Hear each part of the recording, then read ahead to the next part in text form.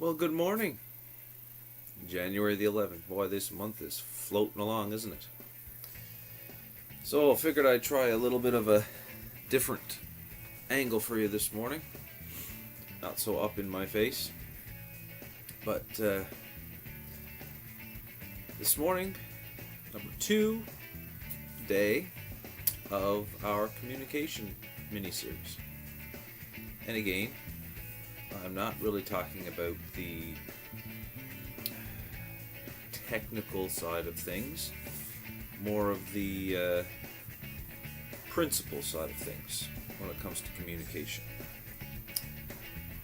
And yesterday we talked about asking. If you didn't see that video, you should watch that. The importance of asking. I got a few likes on that one. Thank you for that. This morning,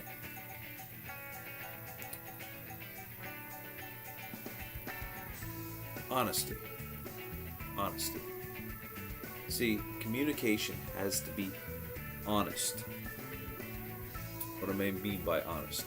Well, it has to be authentic, not fake, not unengaged. Rather, honest communication is when we can look someone in the eye and we can talk to them. And we can express our views openly without really hiding anything. You know, too often we tend to just pass over people, go around them, skirt topics because we don't really want to take the time to talk to people. But open and honest conversation is important.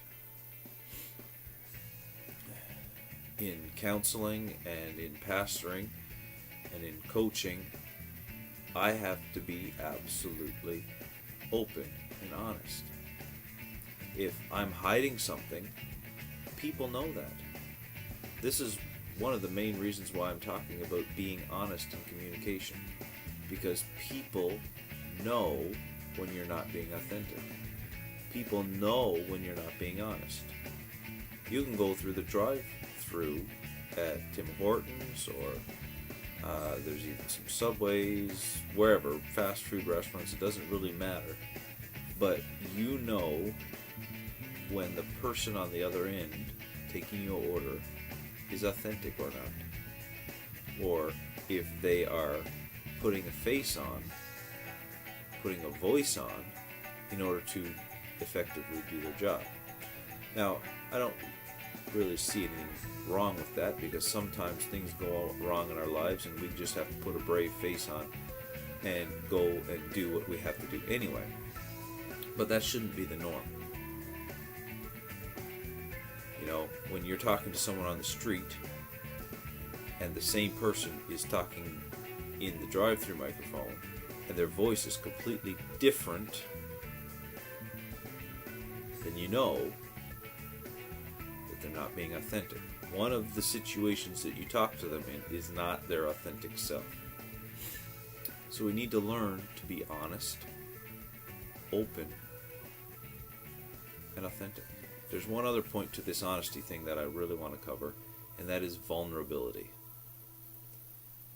We don't like to be vulnerable, but we like it when other people are vulnerable and it makes us feel comfortable around them.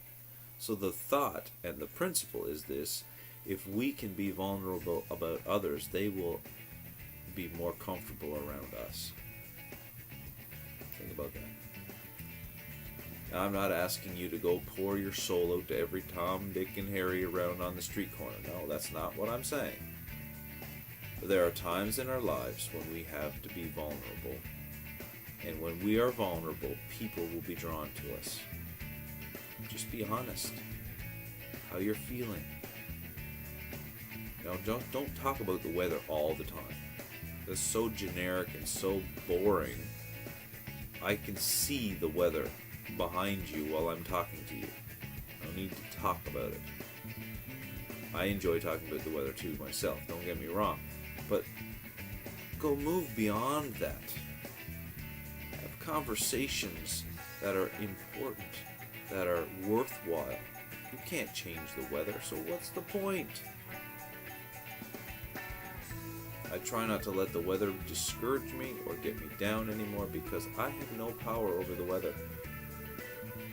But I do have power over what I'm going through, what I'm saying, and how I'm communicating to you. So let's stop hiding behind our words and hiding behind little cliches and all these other little things that we do. Let's be honest.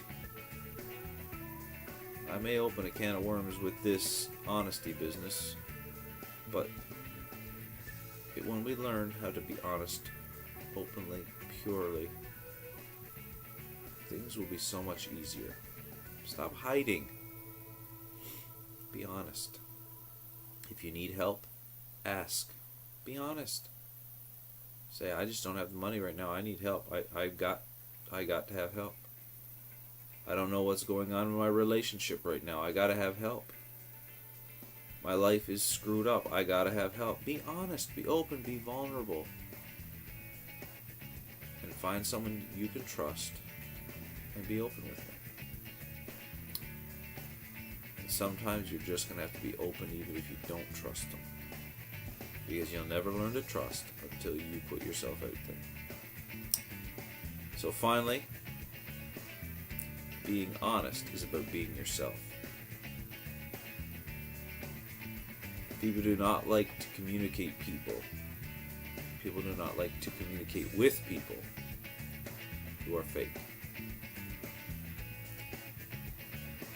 I know who they are. You know who they are. We all know each other when we get to meet each other. We know when we're fake. Even if you've never met anyone in your life before, after a few minutes of conversation, you can tell if someone is real or fake. If their voice changes up or down while they're talking, you know there's issues. You know they're not being completely transparent and honest. Being honest can be a real challenge. And if you really want to be truly successful in life and get the most out of life, then you need to learn to let others see who you really are. That's one reason why I'm doing these videos. I got a lot to offer. I'm trying to be open and honest. I'm not perfect. By no means am I perfect. I make mistakes every day. But making mistakes is not the point. Acknowledging those mistakes, learning from those mistakes, and growing because of those mistakes, that's honesty, and that's the point. So today's lesson is coming to a close. I'm a couple minutes shorter than usual, which is great because I'm trying to keep my little lessons under 10 minutes, and I can tend to be long-winded when I get all worked up and passionate. But have a great day. Try being honest once in a while today. Take it one step at a time. Once or twice. Truly be honest with someone. They ask you, how you doing? Lie to them. Say, I'm having a crappy day. Or I'm having a great day. Be honest. See what happens. Not going to hurt you one little bit, I can guarantee you that. Might actually cause someone to stop and think for a moment. Have a great day. God bless you. We'll see you tomorrow for our final little mini-series on communication.